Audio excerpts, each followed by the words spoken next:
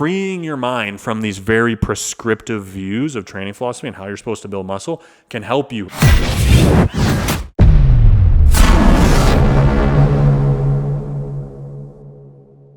I'm going to give you something that I think is going to help you to shift your mentality towards how you're structuring your workouts, how you're thinking about your training when it comes to trying to stimulate muscle growth.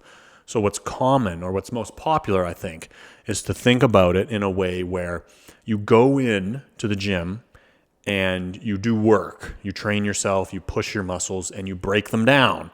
And if you do enough work, or you do the right amount of work with enough intensity, you do activity that stimulates muscle growth, that breaks down the muscle fibers, then you leave the gym and you go into a rest period where then the muscles recover from that breakdown and grow back bigger.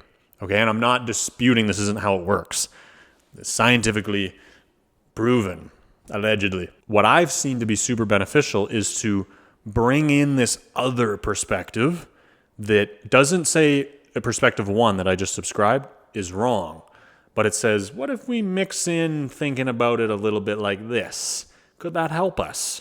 And what this perspective is how do I create a more significant demand on my body? I think something that, to give this a bit of context, that paints this picture well is C.T. Fletcher. If you're not familiar, he's got gigantic friggin' arms. Roll, motherfucker! Roll, motherfucker! The guy's yoked. And his main shtick was that I train arms every damn day. I already told you, fuck you overtraining motherfuckers. For a year and a half, every time I stepped in the gym door, I worked motherfucking arms because it was my magnificent obsession to have big motherfucking arms. Motherfuckers. Fuck you overtraining motherfuckers. I hit arms every damn day, bitch, and I got 22-inch arms. Pretty hard to argue with. And what's going on there is a complete rejection of this. I go in, I stimulate, and then recovery period and growth, because he's hitting them every day. So the recovery period is super, super small. So why would that even work? Why would that even be beneficial if all you need to do is create a stimulus and then rest, 2, 3, 4, 5, 6, 7 days? How could somebody build muscle not doing that? And that's where this other philosophy comes in, where he's putting a heavier and heavier demand on his body and saying, now we do this workload. Now we do this workload. We do 10 sets every day now. Can you respond to that? Or how are you going to respond to that is what you're saying to your body. And having experimented with increasing frequency, training more often, all the way up to training arms every day, having experimented with increasing volume, going all the way up to 100 sets, doing these things where you're not necessarily just saying, I'm going to do the same thing, I'm just going to go in, I'm going to train hard, and I'm going to stimulate growth, and I'm going to recover. It's, what if I just do something crazy that tells my body, this is the work output you need to handle? Will that encourage your body to then go, oh shit, we need to layer on some extra muscle? It has limits because your body does need to recover. So I think the two of them melded together, to me, is what's actually the most accurate representation of how you should think about the muscle building process.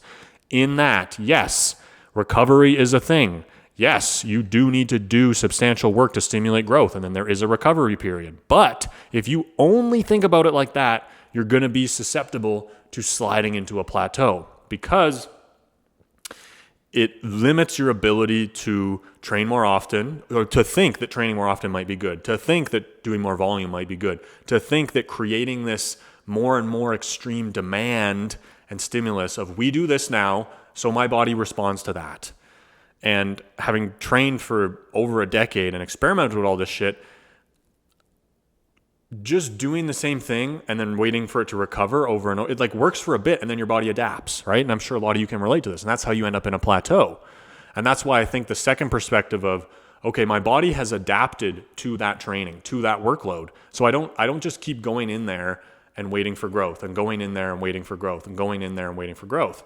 It works to a point, but then my body adapts to that workload.